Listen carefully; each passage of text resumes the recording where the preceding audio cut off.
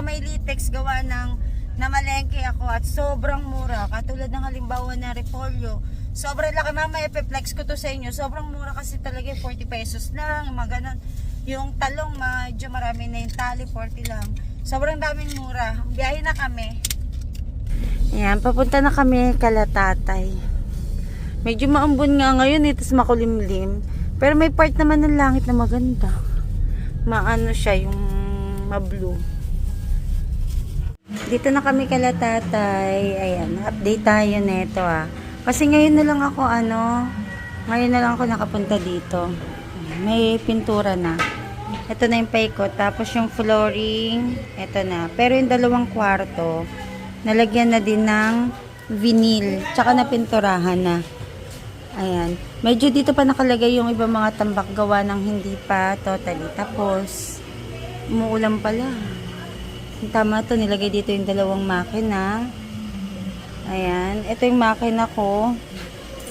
Tapos, ito makina ng nanay ko. Ayan, nakabinil na siya. Kaso, dahil di pa tapos ang bahay, walang choice kundi itambak dito yung mga gamit. Ganun din sa kabilang kwarto. Ayan. Si Ronel. Ano yan? Ginagawa mo? Ba't nagaganyan? Paano po doon sa kantuhan? Pang ispat-ispat.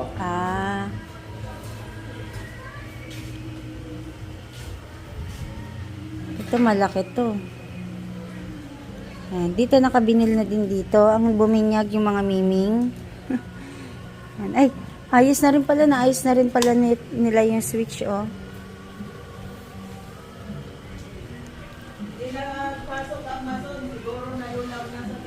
Ayan.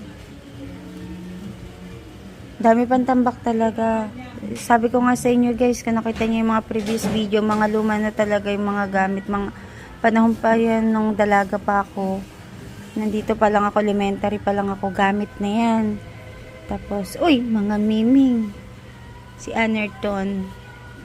Ayan. Ito yung pagkakabinil. Yung labas na lang ang ibibinil. Ito, Yan na lang.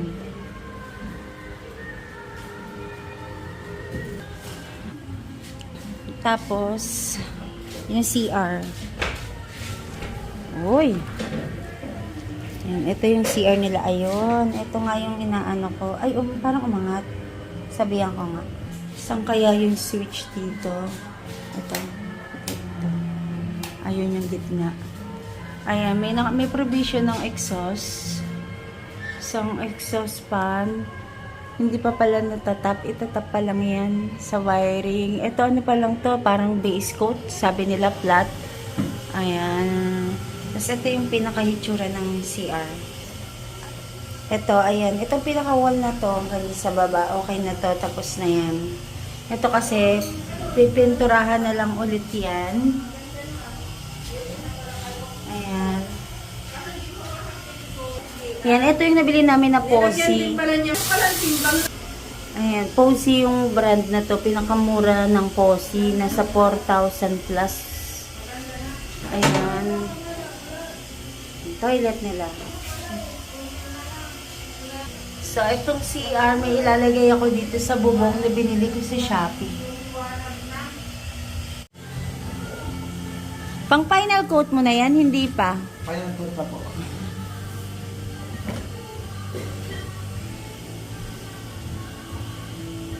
Tapos kapag tanggal nyo yung mga tali-tali na ganyan. Ito tanggalin mo na to, namumuro na kasi to sa akin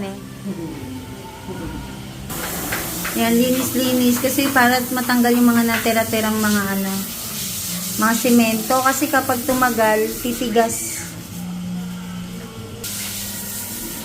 Ganda na CR nyo.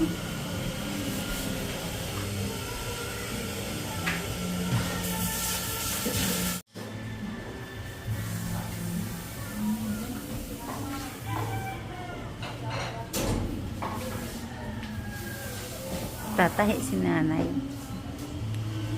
Ito yung mga binili ko kanina sa Commonwealth Market. Ay, hindi pala, sa Litex. Ito, yung talong na ganito, 40 pesos to. So, yung kalahati nito, pwedeng 20. Yung may apatan, mga depende sa size. Yan, 240 binili ko. Mas mura kasi doon.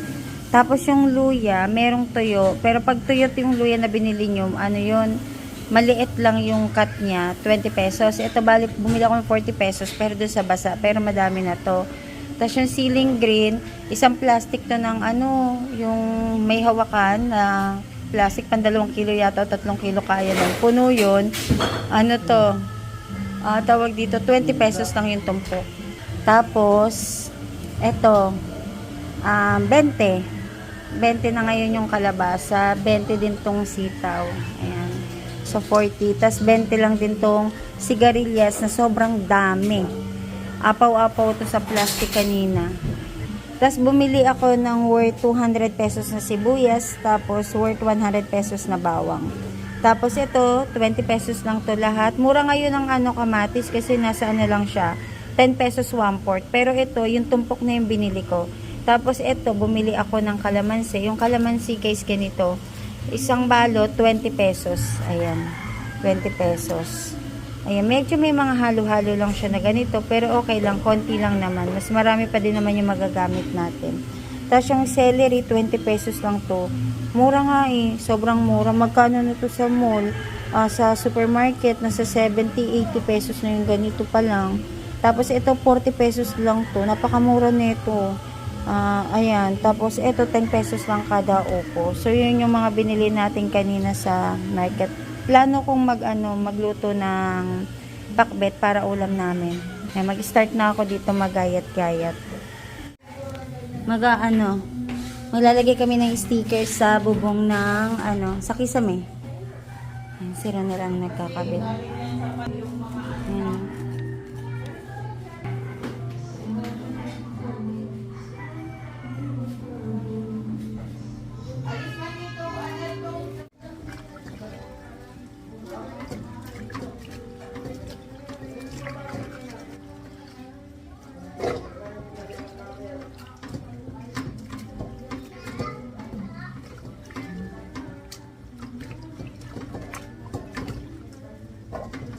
Tay, nasan yung bagnet mo?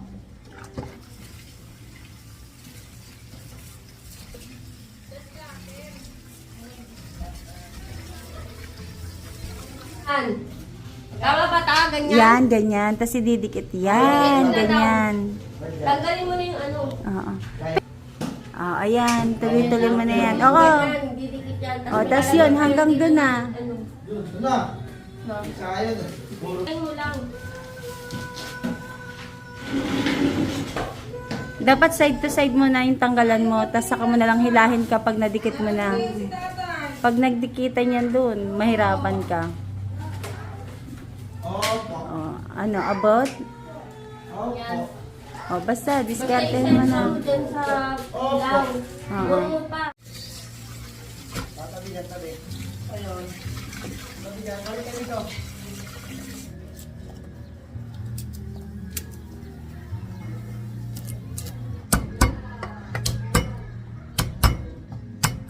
Ako yung pag-spray kanina.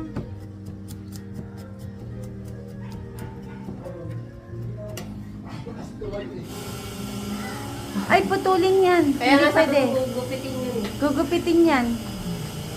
Kasi pa paano niya puntayin pag ganyan.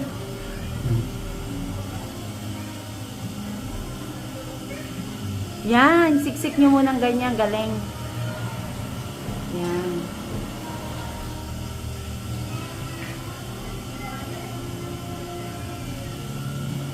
Yan, magsasagad na sagad yan.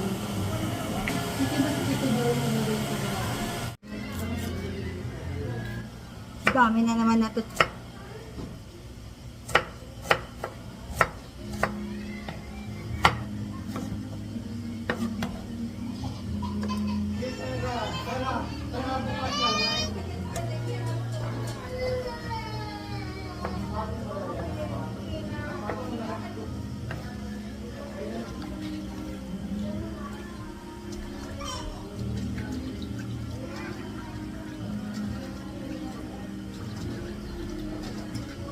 Lalilis!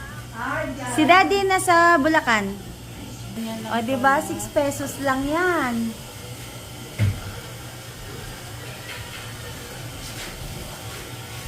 Kakasya kaya lahat ng meron tayo? Mm-mm.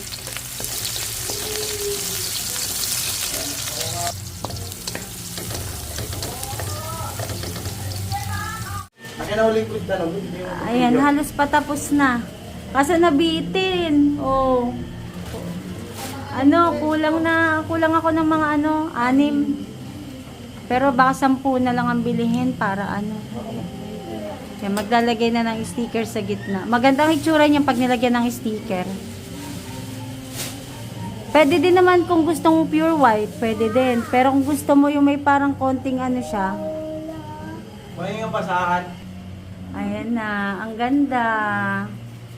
Diyan pala yan sa mga school. Kahit mabasa yan. Oo, sige.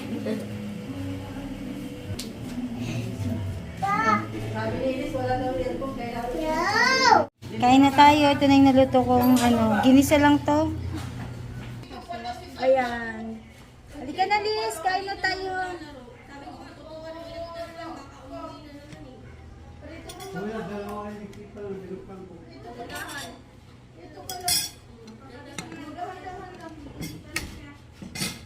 Kain na tayo. Dito na, halika na. Kalabasa. Favorite ni Liz, kalabasa. Ayan, kakain si Lilis. O, kain na daw. Kain na. O, dito, Sai, dito ka.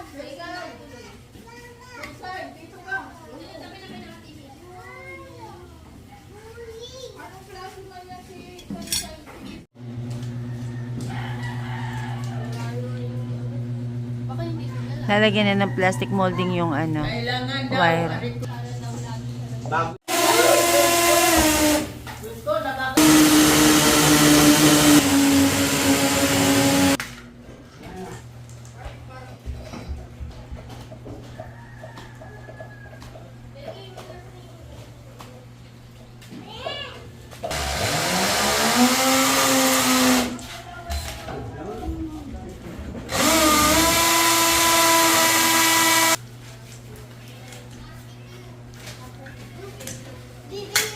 You know?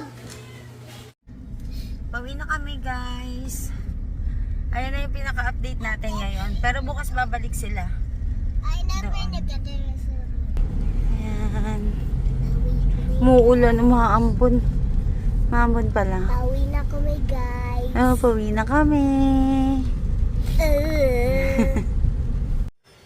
Kain tayo, guys. Tayangan house, kakatapos ko lang nagluto, nakakapagod. Ano yan? More pa? Wala na? Yan na lang. Gumagawa si Sikal ng sausawan para dito. Meron sa amin, guys, mga ngaroling. So, nag-prepare ako ng konting pagkain. Konti ba? Spaghetti, pork broccoli, wala na kasi kaming beef. Ayan, tsaka halabos lang na hipon. Ito, guys, ang tamis binili namin na sa Umpin. Plus ito. So, ito ang simpleng food. Ayan. Hintayin lang namin sila. Maaga ako natapos magluto kasi ang sabi nila darating naman sila mga 7, 8, 9. Sabi niyang ganon. So, ayun, tapos na ako. Kaya basta't ang tas mo. Ayan, lagyan mo na ng sling. Ng cling wrap pala, ng cling wrap. Yung hipon laan naman, ayusin mo yung sa cling wrap niya. So, yun. Tapos, magre-rest muna ako dito sa room kasi pagoda na ang peg ko. Pwede na.